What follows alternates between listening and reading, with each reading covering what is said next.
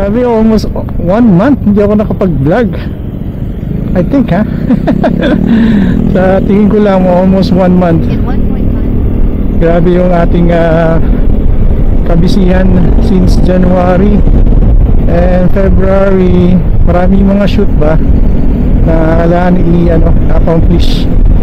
Anyway, pa-shoutout muna tayo mga pards sa mga subscribers natin na nag-message sa akin actually sa Facebook. Ito yung mga pangalan nila. Salamat sa inyo mga pards sa patuloy niyong pagtangkilik. At natutuwa ako at ginagaya niyo yung aking Kinko Exciting. Nilalagyan nyo rin ng kilay na kagaya ko. maganda tingnan. Yung isa nagpalagay din siya ng red na parang bigote dun sa baba, no, sa harap. Okay din tingnan. Basta as long na happy kayo sa ginagawa nyo, okay yan, Bards. Supportahan mo kayo dyan. Tapos ano tayo, minsan ride tayo, group ride tayo minsan. Paalam lang kayo na sa mga asawa nyo. Kung meron bang kayo asawa. Salamat sobra, at nag-message kayo sa akin kung may mga tanong kayo. Hindi ako expert sa motor mga Bards, ha. Never ako naging expert sa motor, promise. Pero pag mga tanong nyo is mga pang-upgrade ng motor, para lalo na dito sa Kinko Exciting, pwede ko kayong masagot dyan. Kasi meron na tayong mga bad experience and good experiences at the same time. So ayun, masasabi ko talaga na yun ang pwede sa ating mga motor. So kung may mga tanong kayo regarding dun sa mga pinaglalagay ko dito sa motor, siyempre marami na rin akong pinagtanggal. In fact, nahulog pala ako the other month, no? Last February 25 na tumba uli ako. Kasi I don't know, katangahan ko lang, medyo paakyat kasi yung nagpark ako dun sa harap mismo ng client ko, which is a friend of mine, kasal nila. Nagpark ako dun sa harap ng gate nila, tapos yung gate nila paakyat, tapos hindi pala dun ang venue, so kailangan ko umatras, paliko, U-turn, pababa yun, paakyat, tapos pa ganun. So medyo nasablay ako dun sa pagliko. So nakita nyo naman, di ba? Katangahan ko lang.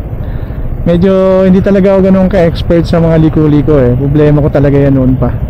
Naman tayo, newbie pa rin tayo. So yun nga, pagliko ko, hindi ko na maano yung balance ko. Wala ako sa balance, natumba ako. Wala naman akong major or minor scratches sa katawan kasi tumba lang naman talaga yun. Pangalawang beses na natumba ako. Yung first dun sa kabsat, tapos pangalawa to. Ang nagasgasan ko lang is yung katawan, konti lang naman, pero I think kung ipapintura ko to, abutin siya ng mga 8,000 siguro. Kasama yung side mirror ko. Actually plano kong palitan tong side mirror ko na mas maganda, yung umakyat ng konti sa taas.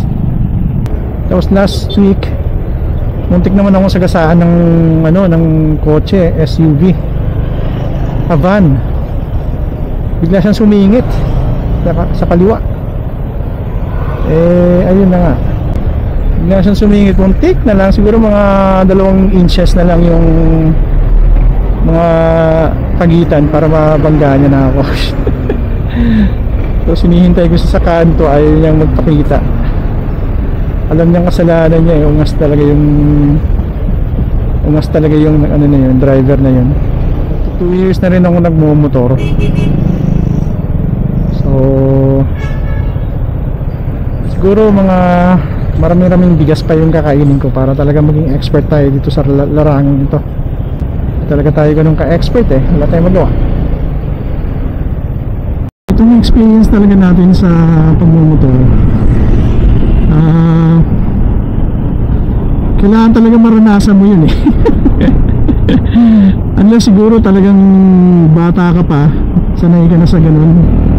Well, kahit kung bata ka pa, may maranasan ka talagang natumba ka, mga ganun ba? Maranasan mo talaga yun eh. So wala pa akong nakikitang, kahit kung pagbibisikleta, di ba, tumba ka rin eh. So normal yun mga friends. Yung sa akin kasi katangahan eh. Kulang pa talaga ako sa practice. Siguro pag meron na ako adventure bike, tsaka na ako magte-training sa sa SPG. Magte-training ako dun talaga. Kasi yung mga bagay na kailangan kong matutunan eh. Yung mga bagay na importante na kailangan matutunan. Kasi itong mga SPG magagaling eh. Mga singitan, lalo pag big bike. Ako di ko kaya itong ganito. Oh, tinan mo. Hindi ako ganun ka-confident. Diyos ko, nababagsak ako sa sa Honda. Confident ako pag maliit yung motor ko, kasi yung gamit ko yung ADB 160 ni Johnny. Singit-singit lang ako dun eh. Anong problema. Tsaka nimble masyado yung motor na yun. Nakakapanghinahing ibenta, kaso binenta eh. Masasayangan ako ng promise. Again, saan tayo ngayon? Pupuntahan natin si Jan, si DJ TLS, para ayusin daw itong aking audio.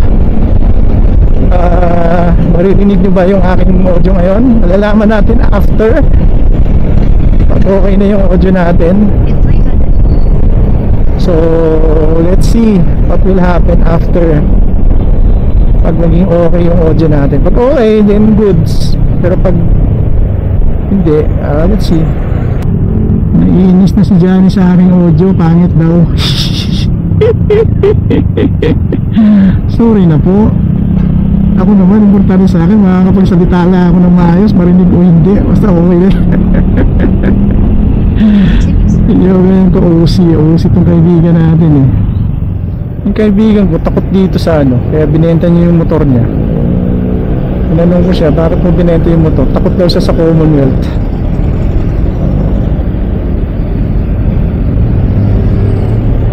Nakatakot naman talaga dito.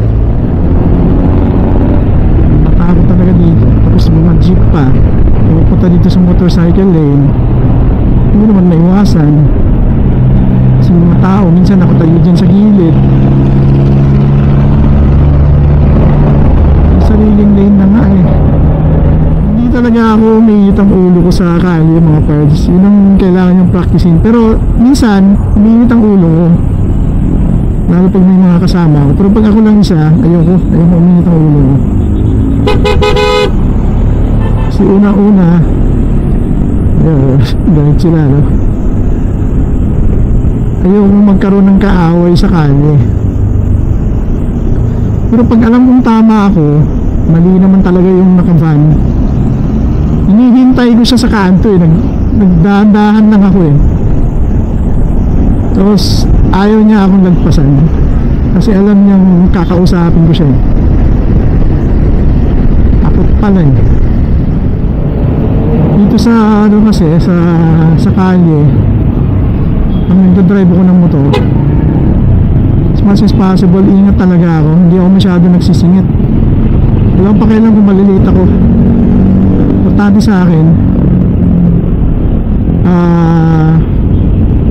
importante sa akin safe ako. As much as possible, iwasan talaga ang init ng ulo. So yan, paalis na tayo mga pards. Ayan. So wala na tayong cable ngayon mga pards. Ang ginawa na lang namin is kinonect na lang namin yung aking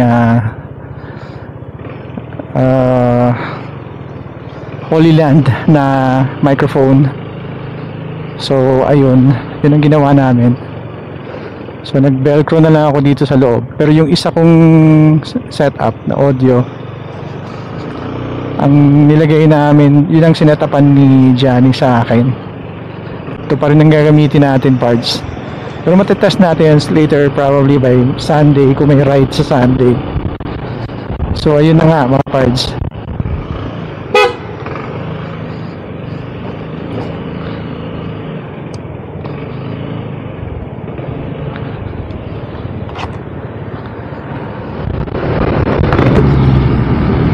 Alright. Yeah. Whew. What a conversation.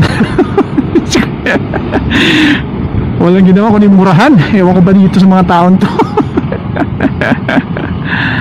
Salamat masyado kay DJ DLS Jan sa aking pag-setup ng aking audio. Salamat bro. At buhay na buhay yung ating audio ngayon. Magpapalit talaga ako ng itong audio connector ng aking Insta360. May sira siya talaga. There's something wrong with this connector kasi naging static siya eh. Kung papansinin nyo mabuti yung aking mga vlogs, medyo pangit yung aking audio. Pasensya na, hindi siya ganun ka high tech. So ayun lang, yun lang yung aking problema dito. So yun. And so far okay naman daw tong setup na ganito. So tumatagal naman tong ating itong audio natin na Holland. Tumatagal naman to ng mga 8 hours I think. So okay na yan, at least kahit paano may tagal siya na ganun. Salamat kay Nicanor sa riyan bangus na binigay sa atin. Salamat ng marami. At mukhang masarap to. Uy, exciting to kainin riyan ng bangus.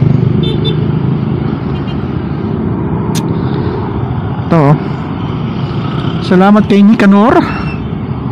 Napamalengke pa tayo ng de oras. Salamat Nick. So ang problema natin, pag ito yung setup natin pala mga parts, tatanggalin ko na yung microphone ko na nagko-connect dito sa saan yun?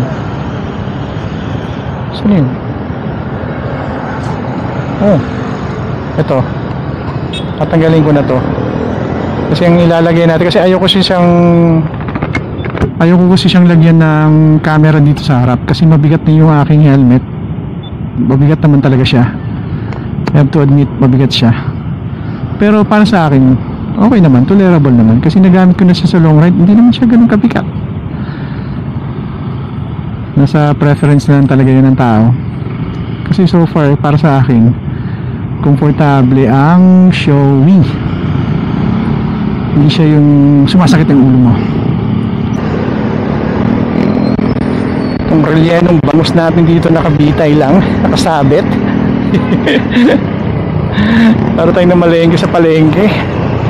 Meron naman tayong top box, pero hindi magkasya doon kasi meron siyang helmet nakalagay. Kaya ayun. So kanina ang setup natin mga pards is nakakabit tong aking cable, no. So nag-decide na lang ako kasi plano sana namin na palitan tong nasa loob. When in fact gusto ko yung setup ko kasi dito sa loob eh. Sobrang linis na. Hindi, so sobrang linis na, ayaw ko siyang ipatanggal. So ang pinalitan na lang is tawag nito yung aking HJC. Okay na ako dito sa setup ko. So wag lang mag-disconnect yung aking audio. Alright, hanggang dito na lang mga pards. Paalam muna tayo. Salamat sa pakikinig. Alright, bye for now guys. Peace out.